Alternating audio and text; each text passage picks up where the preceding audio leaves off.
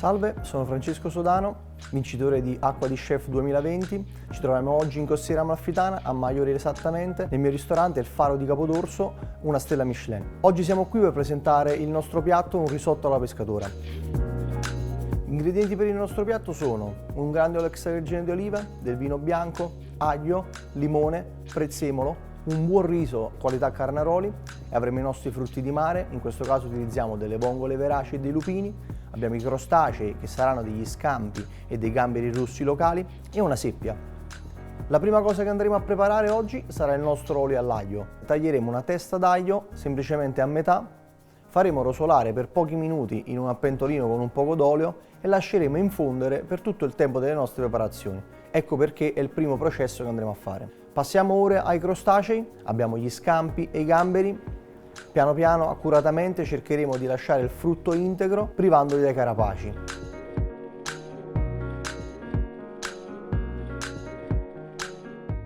Una volta fatto questo processo, andremo a schiacciare le teste dei nostri crostacei e insieme a un goccio di olio d'oliva creeremo una salsa, un'emulsione, che in secondo momento passeremo e avremo solo questo estratto di crostaceo che sarà il nostro legante a sostituzione del burro a fine cottura del nostro risotto.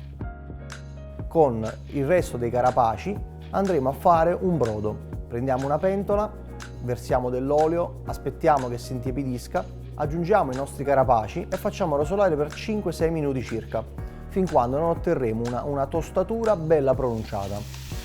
Una volta ultimato questo processo, inseriremo dell'acqua partendo da freddo, dando uno shock termico in modo da far estrarre tutto il sapore dei crostacei e aggiungeremo delle acciughe per dare una leggera sapidità. Una volta ultimato questo processo, faremo bollire per 15-20 minuti circa e lasceremo infondere dolcemente in modo che il carapacio continui a scaricare il suo sapore. Andremo a filtrare il nostro brodo per utilizzarlo in cottura del risotto. Prendiamo una pentola, un goccio d'olio, metteremo dell'aglio in rosolatura, una volta biondo aggiungeremo i nostri frutti di mare a fuoco vivace.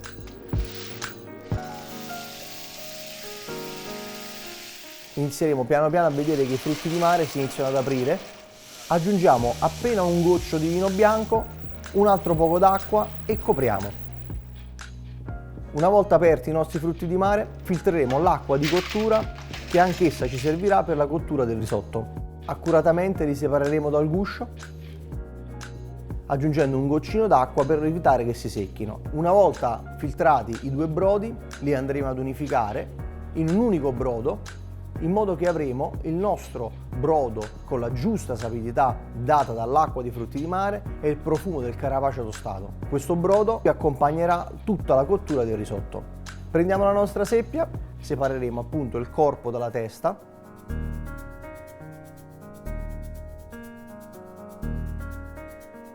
La testa viene tagliata a cubetti.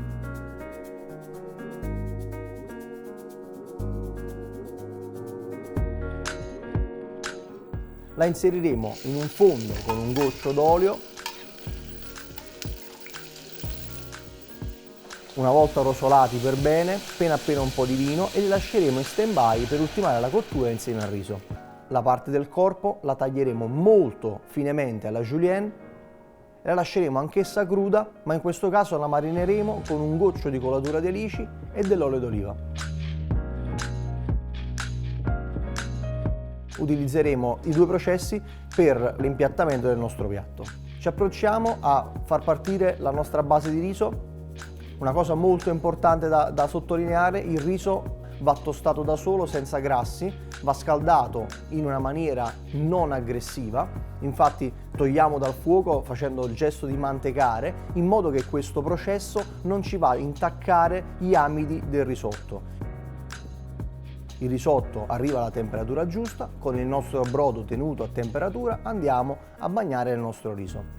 Appena bagniamo il riso, inseriamo subito la testa della seppia in modo che ultima la cottura insieme al riso stesso. Con i processi che abbiamo tenuto non dovremmo aggiungere per nessun motivo il sale. Cerchiamo di estrarre il sale semplicemente dal frutto di mare, dalla seppia e dai nostri crostacei. Una volta ultimata la cottura, andremo a finire la nostra mantecazione con i frutti di mare già precedentemente aperti lontano dal fuoco per preservare la cottura che sia bella juicy e non troppo asciutta, per evitare che poi ci sia quel retrogusto un po' gommoso e ferroso del frutto di mare. Aggiungeremo la nostra salsa fatta con la testa dei crostacei, dell'olio all'aglio che abbiamo precedentemente fatto in infusione, del prezzemolo, la zest di limone. Un piccolo trucco che vi svelo: fate sempre attenzione quando utilizzate il limone, accuratamente col dorso di una grattugia andate piano piano a prendere solo la parte della buccia e non la parte bianca che potrebbe scaricare un po' di amaro nel nostro riso, e solo se ce ne fosse bisogno un piccolo cucchiaino di colatura di alici. Ultimato il tutto, ci approcciamo ad impiattare il nostro piatto. Alla base metteremo un paio di cucchiai del nostro risotto,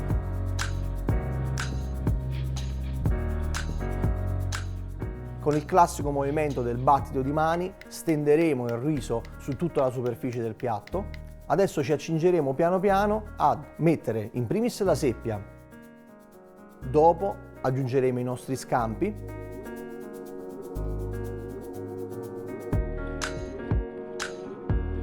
e solo infine il gambero, un po' a dare volume al nostro impiattamento.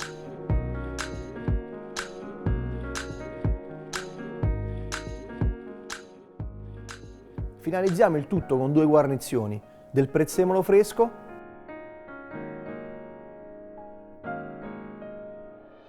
e del limone grattugiato. Eccoci qua alla fine, spero che vi sia piaciuta questa mia interpretazione del risotto alla pescatora. Un saluto da Francesco Sodano, dalla Costiera Amalfitana, da tutti i profumi della nostra terra. A presto, ciao!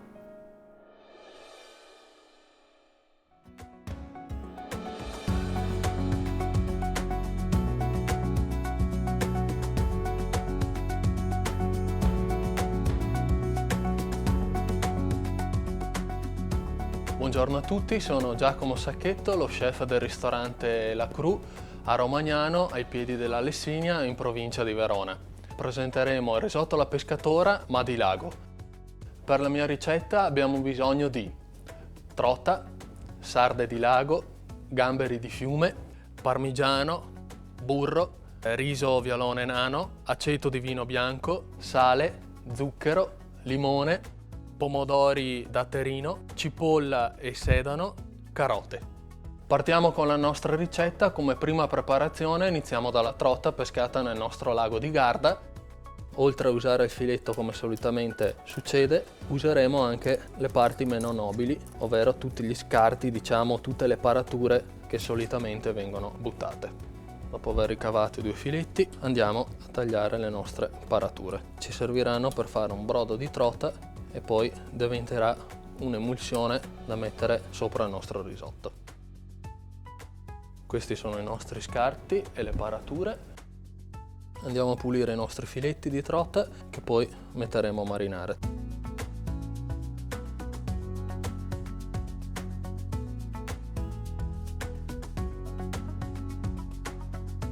Andiamo a togliere la pelle facendo attenzione, togliere meno pesce possibile, poi anche questo ci servirà per la nostra emulsione di trota.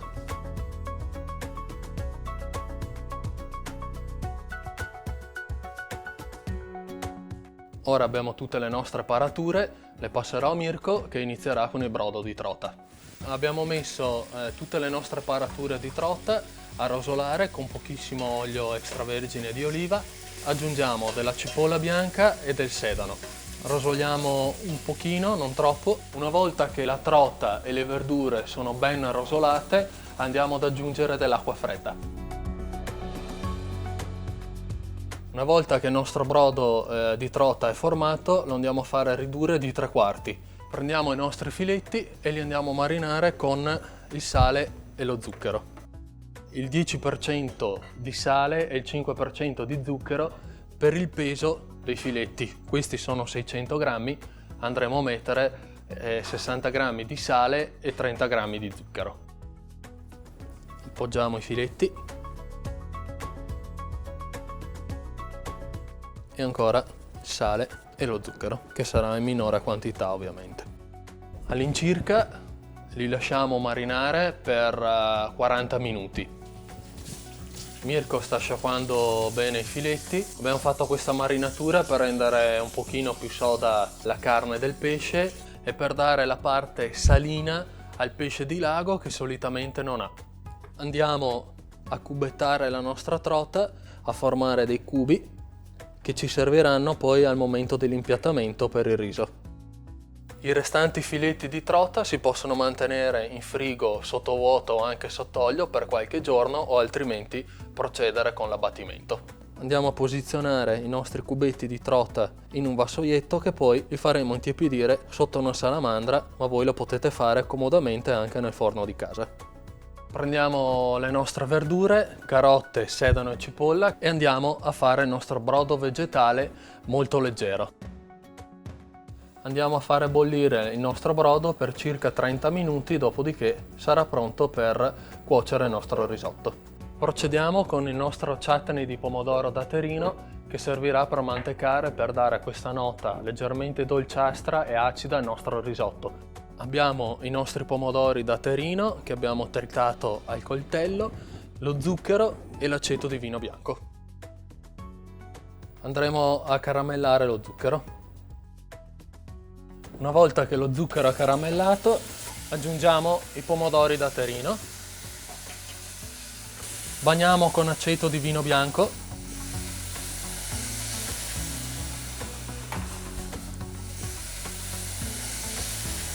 aggiungiamo un pizzico di sale,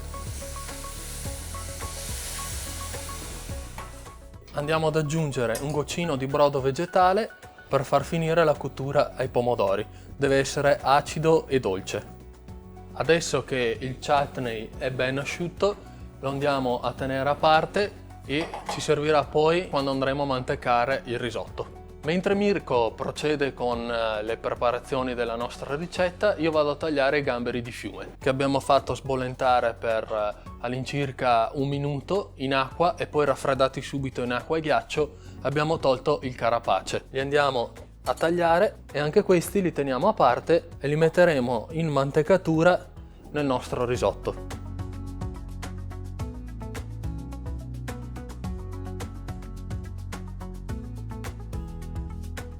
Dunque il nostro brodo di trota è abbastanza ridotto, lo andiamo a passare dentro una caraffa, andiamo a emulsionare l'olio delle sarde, ma lo potete fare anche con l'olio delle acciughe sott'olio, purché sia olio di oliva. Lo andiamo a emulsionare piano piano e ne verrà fuori una crema che sa totalmente di lago. Un pizzico di sale e qualche goccia di limone.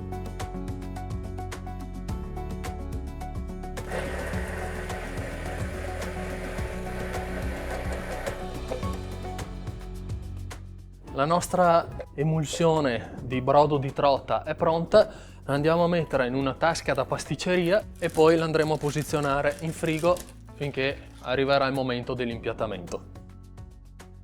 Abbiamo usato il nostro olio di sarde, ora le andiamo a mettere in un vassoietto e le teniamo a parte per appunto l'impiattamento del riso.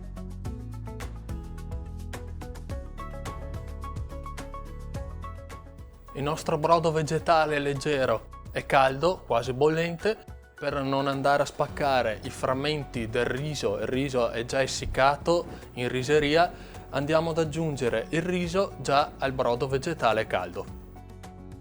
Aggiungiamo un pizzico di sale a inizio cottura. Aggiungiamo il brodo vegetale in maniera costante, che il riso sia sempre coperto dal brodo finché non mancherà un minuto alla cottura. Girare spesso il riso in modo che la cottura possa essere omogenea il più possibile e che i chicchi di riso non si attaccano alle pareti laterali della pentola. Il nostro riso è arrivato a cottura, andiamo a mantecare con del parmigiano, pochissimo burro, i gamberi di fiume, il chutney di pomodoro e andiamo a sistemare di sale. Procediamo con la mantecatura a mano. Per questo risotto di lago abbiamo preferito non mettere troppo burro e parmigiano e dare una nota leggermente acida, leggermente dolciastra al nostro riso. Il risotto è ben mantecato ed è pronto, andiamo a scaldarlo leggermente e aggiungiamo un pochino di brodo vegetale. Mirko procede ad aggiungere della buccia di limone alla trota precedentemente marinata e alle nostre sarde di lago marinate. Le scaldiamo leggermente sotto la salamandra, è un'operazione che potete fare tranquillamente dentro il forno 50 gradi per 3-5 minuti. Il nostro risotto è ben caldo, procediamo all'impiattamento. Disponiamo il risotto al centro del piatto. All'incirca per una persona sono 80 grammi di riso e lo andiamo ad aprire.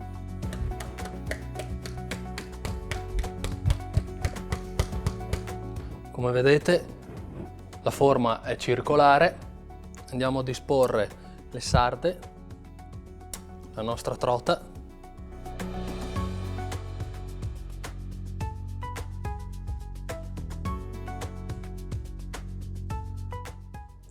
Finiamo il piatto con la nostra emulsione di brodo di trota.